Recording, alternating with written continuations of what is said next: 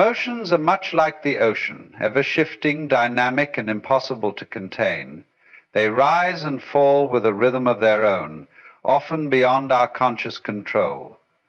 Just as waves begin as ripples on the surface of the sea, emotions emerge from subtle currents within us, shaped by experiences, thoughts, and our inner landscape. Some waves are gentle, soothing, and almost imperceptible, while others crash with overwhelming force, threatening to pull us under. Attempting to control emotions by suppressing or resisting them is like trying to hold back the tide with your bare hands. The energy of the wave doesn't disappear, it merely shifts, often returning with greater intensity. This is because emotions, like waves, have a natural flow, a need to rise, crest, and eventually subside. Their purpose is not to overwhelm, but to move through us, carrying messages from the deeper waters of our being.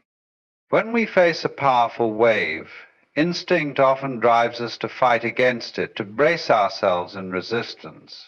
But this only increases its force, much like standing rigid against the current intensifies its pull.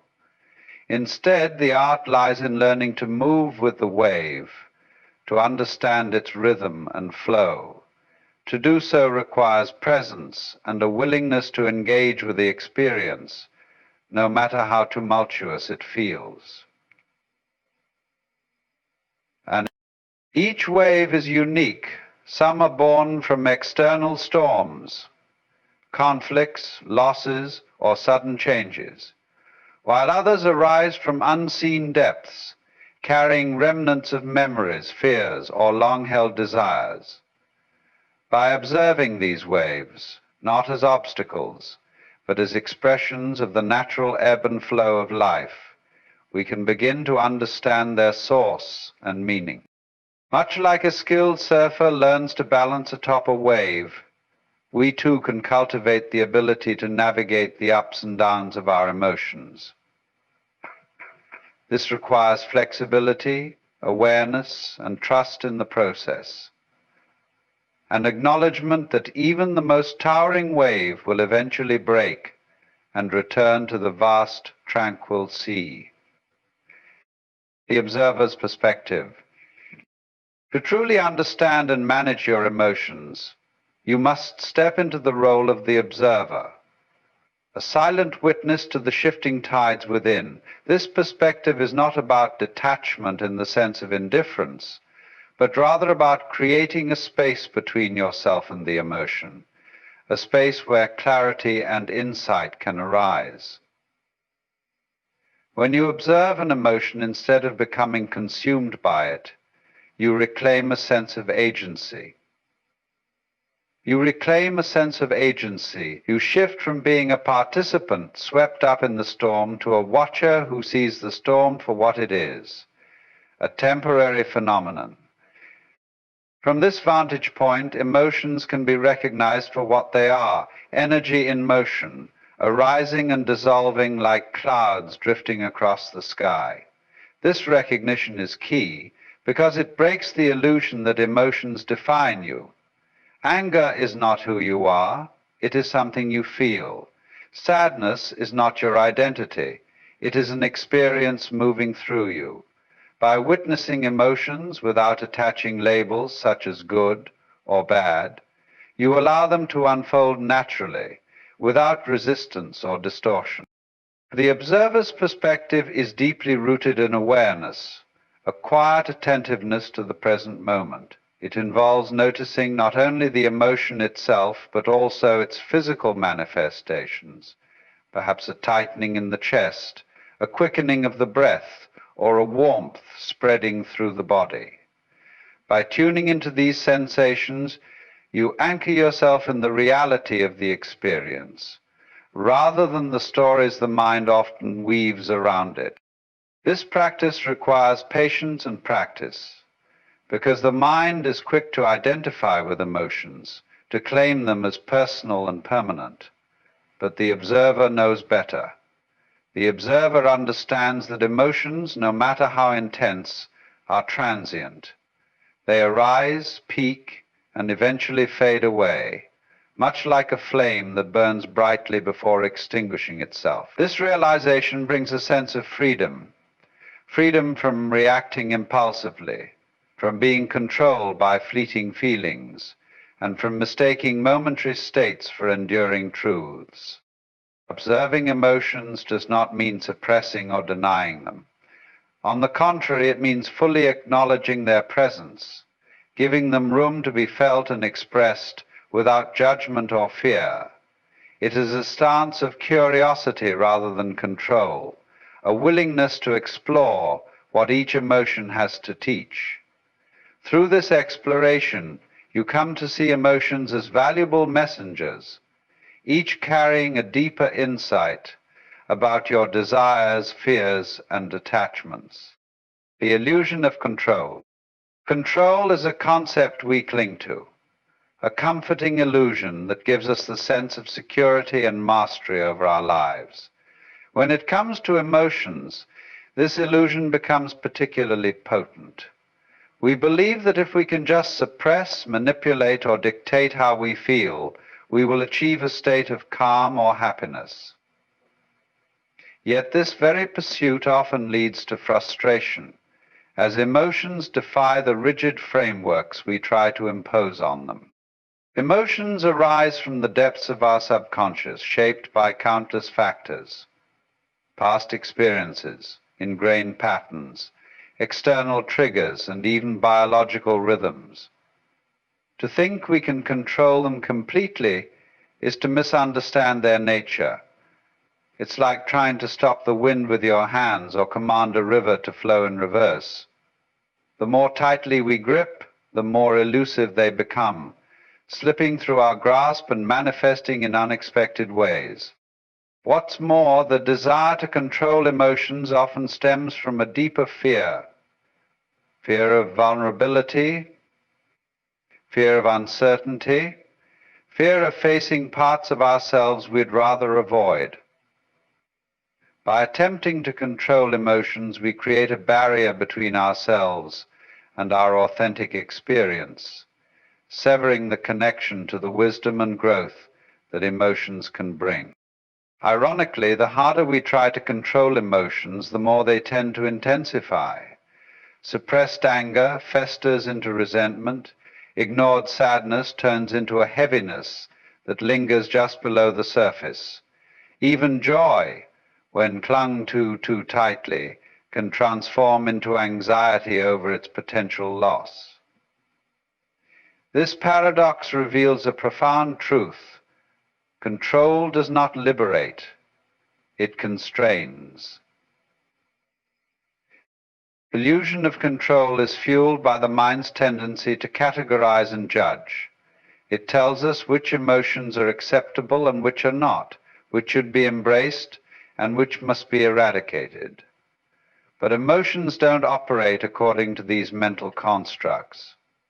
They exist as natural responses to the ebb and flow of life, independent of whether we deem them appropriate or convenient. Realizing the illusory nature of control opens the door to a different approach, not one of domination, but of collaboration. It invites us to shift from a mindset of control to one of understanding, from resistance to acceptance. In doing so, we begin to see that control is not about forcing emotions into submission, but about aligning ourselves with their flow, learning from them, and allowing them to guide us toward greater awareness. Root cause exploration. Emotions are rarely isolated events. They are intricate signals arising not just from the immediate circumstances, but from a deeper well of experiences, desires, fears, and unmet needs. To truly understand and navigate your emotions, you must look beyond their surface expression and explore their roots. This is not about solving emotions, but about uncovering the layers of meaning they carry. Every emotion is a messenger, and its intensity often reflects the depth of its origin. Anger, for instance, might not simply be about the person or event that triggered it, but could stem from a deeper sense of injustice, unmet expectations, or past wounds. Similarly, sadness may carry echoes of unresolved grief or the longing for something lost, while fear might point to a vulnerability or insecurity buried within. By tracing these emotions back to their source, you begin to see them not as random outbursts, but as interconnected threads in the tapestry of your life. This process of exploration requires courage and honesty. It means sitting with the discomfort of an emotion rather than fleeing from it or numbing its effects. It involves asking questions, not to judge or criticize yourself, but to uncover the truth hidden beneath the surface. What am I truly feeling? Why does this situation affect me so deeply? What memory or belief is tied to this response? Such inquiries peel back the layers, revealing the underlying causes that may have remained hidden for years. In this exploration, patterns often emerge. You might discover that certain triggers consistently provoke the same emotions, rooted in unresolved issues or recurring fears. For instance, rejection might sting not because of the current situation, but because of a lingering belief in unworthiness. By identifying these patterns, you begin to understand the role of your past in shaping your present emotional responses. Your root cause exploration also brings awareness to the influence of desires and attachments. Many emotions are tied to what we crave or what we fear losing. Breath as a key. The breath is a bridge, a constant and unbroken link between the body and the mind, between the conscious and the unconscious. It is both involuntary and voluntary, something we do without thought and something we can control with intention. In this dual nature lies its profound ability to guide and transform our emotional states. When emotions surge, the breath reflects their intensity. Anger might bring shallow, rapid breaths. Fear might hold the breath in suspension. Sadness may manifest as a deep sigh.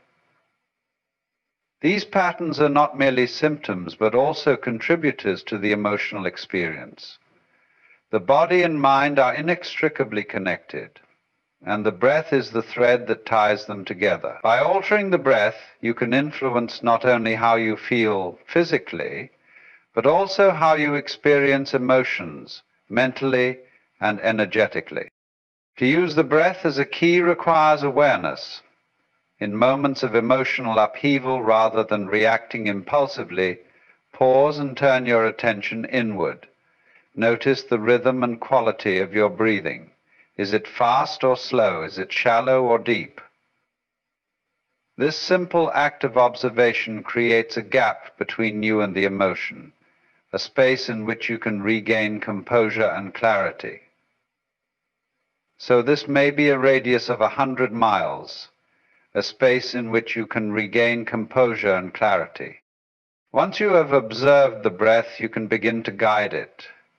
Deep diaphragmatic breathing, where the air fills the belly rather than just the chest, calms the nervous system, reducing the physiological intensity of emotions. Slow, intentional breaths signal to the brain that it is safe to relax, even in the face of discomfort or challenge. With each exhalation, the body releases tension, and with each inhalation, a sense of calm and presence is invited in. Beyond its calming effect, the breath also anchors you to the present moment. Many emotions are fueled by thoughts of the past or fears about the future, but the breath exists only in the now. By focusing on the sensation of air entering and leaving the body, you ground yourself in the here and now, where the mind's stories lose their hold and the truth of the moment becomes clear. The truth of the moment becomes clear. The breath, though simple, is a profound tool. It requires no external equipment, no elaborate preparation. It is always with you, waiting to be noticed and used. Through conscious breathing, you cultivate a deeper connection to your inner world, allowing you to navigate emotions with greater ease, awareness, and grace. Amu. Presence over projection. The mind has a habit of wandering, constantly revisiting the past or leaping into imagined futures. This tendency, though natural, often fuels emotional turmoil. Many of the emotions we experience are not responses to what is happening now, but to memories of what has been or fears of what might be. Presence, the act of fully inhabiting the current moment, offers a way to break free from this cycle of mental projection and emotional reactivity. When you project into the past, emotions like regret, guilt, or longing often arise. The mind replays events, searching for different outcomes or clinging to moments that are long gone. Similarly, when you project into the future, anxiety and fear take hold, as the mind crafts scenarios of uncertainty or loss. In both cases, the emotions you feel are tied to something that exists only in your imagination. The present moment, in contrast, is free of these distortions. It is the only place where life unfolds, and it holds a clarity that projections cannot offer. The projections cannot hold clarity if they do not know, and if they do not project the truth. To cultivate presence, you must learn to anchor your awareness in the now. This doesn't mean denying the past or ignoring the future, but it does mean recognizing when your thoughts have drifted and gently guiding them back to what is real and immediate. Sensory awareness is a powerful tool for this. By focusing on the sights, sounds, and sensations around you, you reconnect with the here and now, shifting your attention away from the mental narratives that amplify emotional reactions. Awareness makes us free to be in the present, to allow the emotional reactions that amplify emotional reactions. Presence also allows you to experience emotions as they truly are, without the added weight of interpretation or expectation. Instead of viewing anger as a continuation of past frustrations or a predictor of future conflict, you can feel it simply as a surge of energy in the body. Instead of seeing sadness as an endless burden, you can witness it as a temporary wave, arising and dissolving in its own time. This practice requires patience and humility, because the mind is skilled at pulling you into its stories. But each moment of presence strengthens your ability to resist these pulls. Over time, you develop a greater capacity to respond to life with clarity and intention, rather than reacting based on distorted projections. Presence becomes a sanctuary, a place where emotions can be felt fully without being distorted by the echoes of the past or the shadows of the future. The role of silence. Silence is more than the absence of noise. It is a profound space where clarity, understanding, and transformation can emerge. In the context of emotions, silence acts as a sanctuary, a place where the loud, chaotic currents of the mind can settle, revealing the deeper truths that often lie obscured beneath the surface. It is in silence that emotions are given room to breathe, to unfold naturally, without the interference of judgment, explanation, or resistance. When emotions arise, the tendency is often to react immediately, to speak, to act, or to drown out the discomfort with distractions. But these reactions can obscure the underlying message of the emotion. Silence, on the other hand, invites you to pause and listen. It is not a passive state, but an active engagement with the present moment, an opportunity to truly feel what is happening within you, without the noise of external or internal chatter. In silence, emotions lose their urgency. The anger that once demanded action begins to soften as you sit with it, observing its rise and fall without feeding its intensity. The sadness that felt overwhelming becomes a gentle current, flowing through you as you allow it to simply be.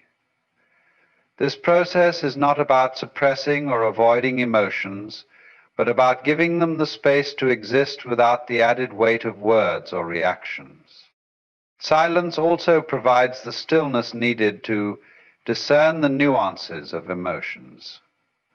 What initially appears as anger might in silence reveal itself to be pain or fear.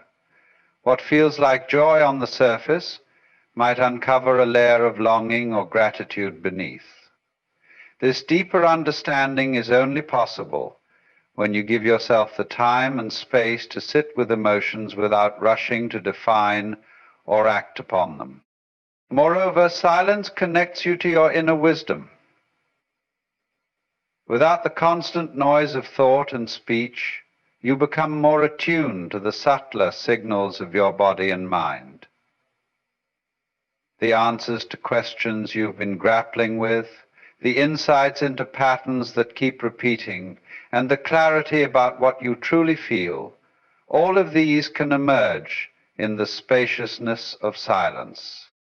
The external world often conditions us to fill silence with sound, to equate quiet with discomfort or emptiness. But when you embrace silence, you discover that it is far from empty.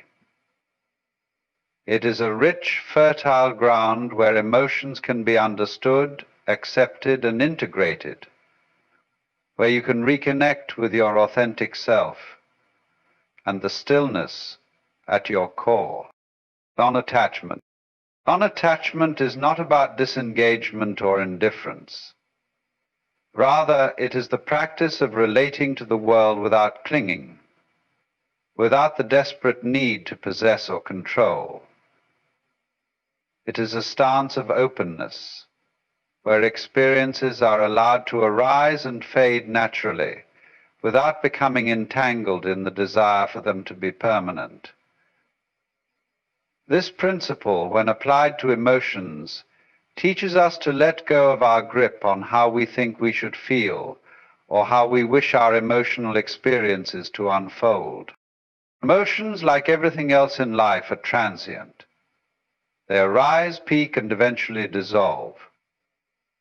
Yet the mind often tries to hold on to them, whether it is holding on to the comfort of happiness, the familiarity of sadness, or the intensity of anger. Attachment to any emotion, even a positive one, creates a false sense of permanence, leading to anxiety when that emotion inevitably shifts or fades. Non-attachment frees us from this cycle by allowing us to experience each emotion fully without the need to hold on to it or resist its passing. This practice of non-attachment does not mean suppressing emotions or denying their significance. On the contrary, it involves embracing them fully, acknowledging their presence, and then letting them move through you without trying to control them. At times, relationships can reveal our strengths as well as our weaknesses. When we experience joy, trust, or love in connection with another, these emotions may reflect our capacity for openness, vulnerability, and compassion.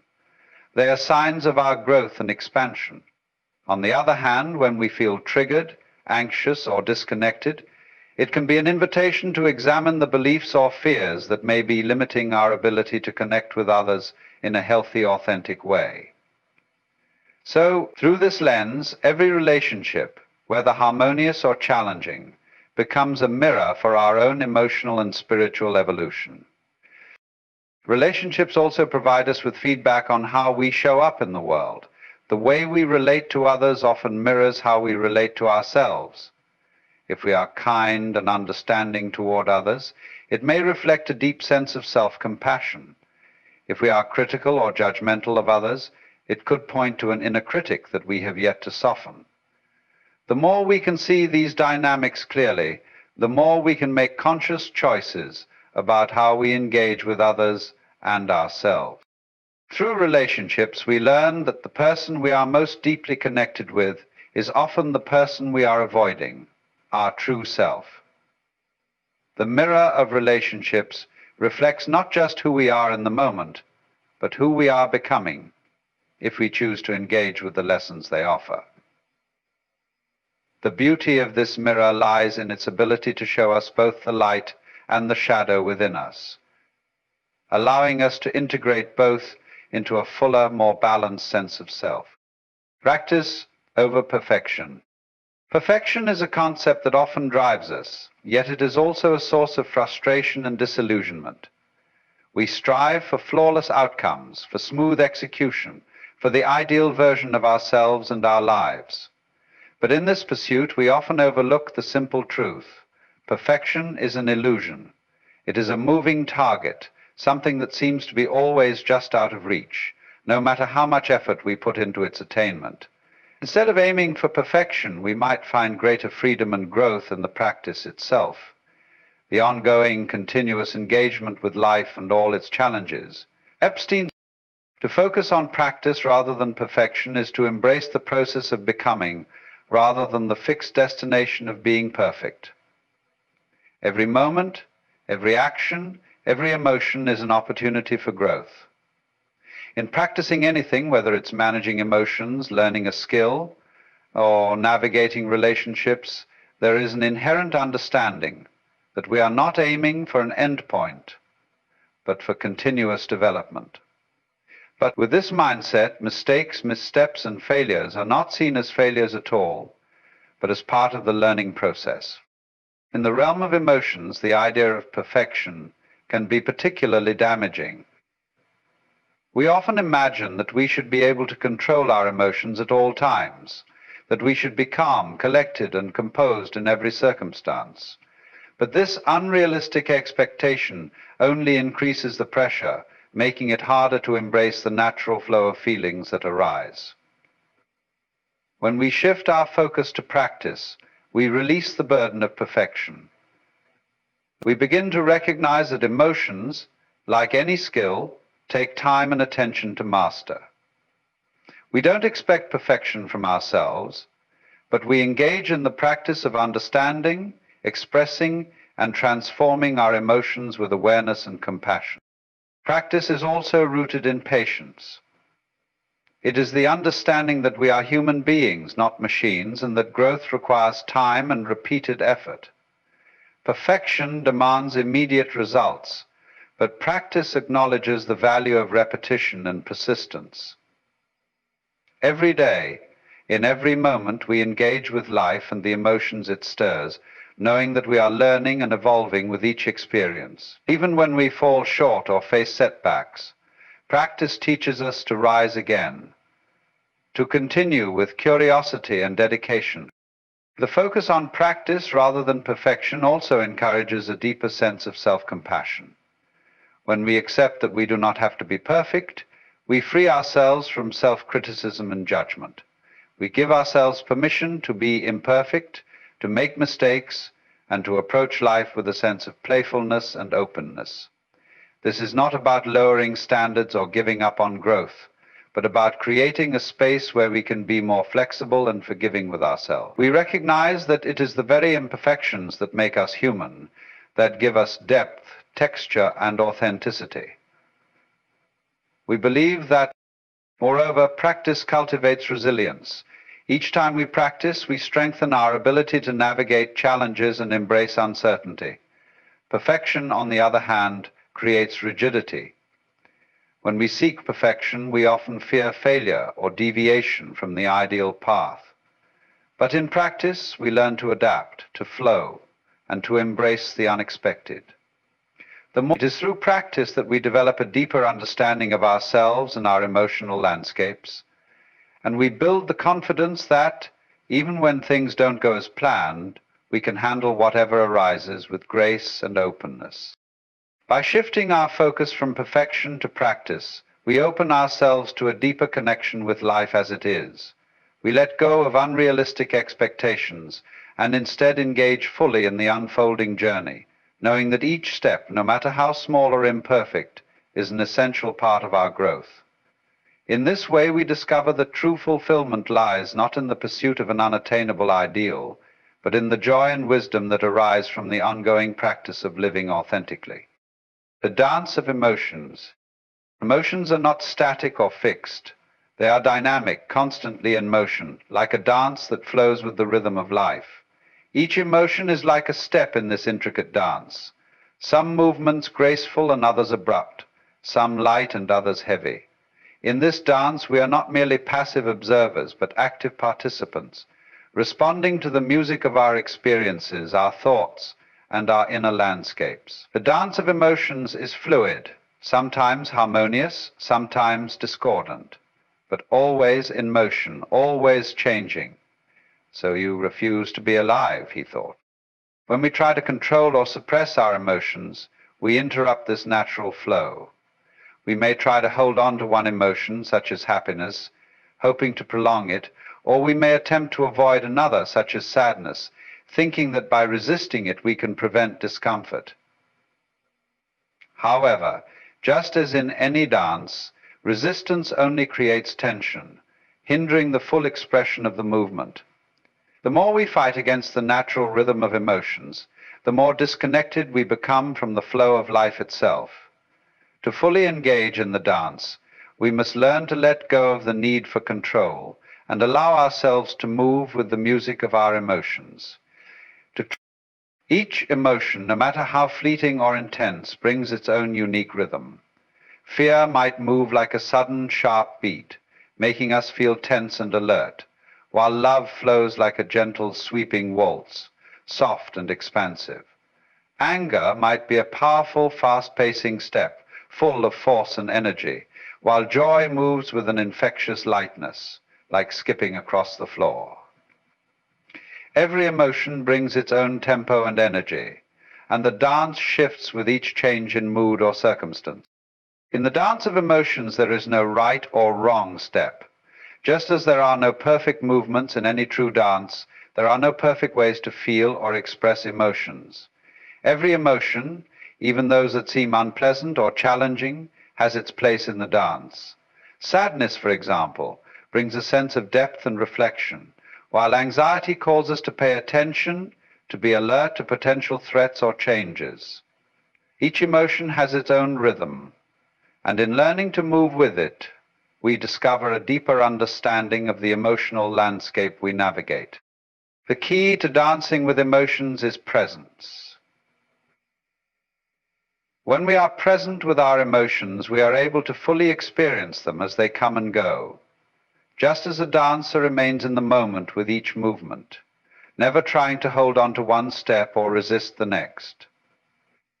It is through presence that we allow emotions to flow, to rise and fall, without the need for judgment or analysis. We can witness our emotional dance with a sense of curiosity rather than fear or attachment, noticing how the movements change with time, how each step carries us forward.